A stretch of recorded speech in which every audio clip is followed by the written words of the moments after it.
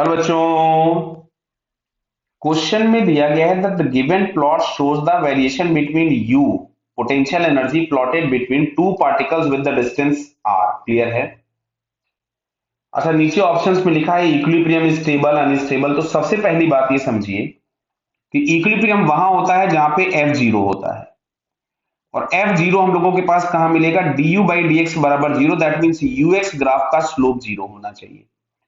तो UX graph का slope अगर हम जीरो देखें तो बेटा एक ई पॉइंट पर स्लोप जीरो दिख रहा है और एक आपको सी पॉइंट पे स्लोप जीरो दिख रहा है, यानी सी और ई पर इक्विलिब्रियम होगा।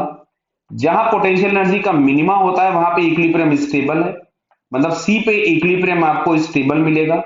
जहां पे पोटेंशियल एनर्जी का मैक्सिमा होता है वहां पे इक्विलिब्रियम अनस्टेबल होता है, तो यहां पे आपको इक्विलिब्रियम अनस्टेबल मिलेगा ई पे। अब ऑप्शन पढ़ते हैं।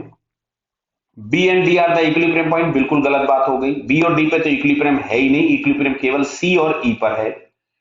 सी is the point of stable equilibrium, बात एकदम सही हो गई, ये स्टेटमेंट हमारा सही हो गया। ठीक है, the force of interaction between the two particles is attractive between C and D. तो ध्यान से समझना, बहुत आराम से समझिएगा भाई। जैसे मान लो यहाँ पे हम एक पॉजिटिव चार्ज प्लेस कर दे और यहाँ पे हम एक निगेटिव चार्ज प्लेस कर दे, ध्यान से समझना बेटा। क्लियर?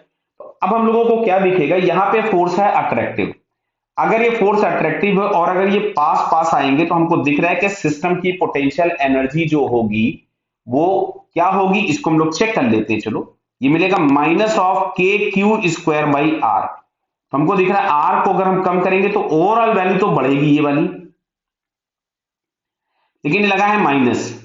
अगर ये माइनस है तो ये ओवरऑल वैल्यू अगर हमारे पास ये बढ़ रही होगी तो हमको दिख रहा होगा निगेटिव लगने के साथ ये u की वैल्यू क्या होगी? कम होने लग जाएगी। क्लियर? तो जबकि हम यहां पे देखेंगे सी से डी में पोटेंशियल एनर्जी बढ़ रही है, पहले निगेटिव है और ये जीरो की तरफ जा रही है, मतलब पोटेंशियल एनर्जी इंक्रीजिंग है। तो यहाँ पे फोर्स हमको दिख रहा है यहाँ पोटेंशियल एनर्जी डिक्रीजिंग होगी। अगर फोर्स अट्रैक्टिव है तो पोटेंशियल एनर्जी कम होनी चाहिए, जबकि यहाँ पे पोटेंशियल एनर्जी बढ़ रही तो फोर्स अट्रैक्टिव नहीं हो सकता। तो ये थर्ड स्टेटमेंट गलत हो गया। नेक्स्ट पढ़ते हैं fourth one. The force of interaction between particle is repulsive between, समझ लो, बिटवीन ई एंड एफ। अच्छा देखो, ई से एफ जाने पे पोटेंशियल एनर्जी कम हो रही है, ई से एफ जाने पे पोटेंशियल एनर्जी कम हो रही है। तो मान लो अगर हम लोग यहाँ पे इसको प्लस प्लस दो चार्ज ले लेते तो बेटा फोर्स रिपल्सिव होता और इनके बीच में डिस्टेंस बढ़ता। तो जैसे ही हम डिस्टेंस बढ़ाते, ध्यान से देखना, तो u बराबर हम लोग यहां से कुछ लिख देते k q one q two by r. तो अगर हम r को बढ़ाते तो u क्या होता? कम। और c से e में अगर हम लोग e से f में अगर हम देखें तो e से f में आपको पोटेंशियल एनर्जी कम होती हुई दिख रही है, यानी यहां जो फोर्स होगा वो रिपल्सिव हो जाएगा। तो यहां पे इन्होंने लिखा है कि e से f में फोर्स रिपल्सिव है, मतलब ये आंसर भी करेक्ट हो गया। तो सेकंड और फोर्थ ऑप्शन अपना करेक्ट है। तो सेकंड और फोर्थ आपको सी ऑप्शन में दिया है, so it's correct answer is C.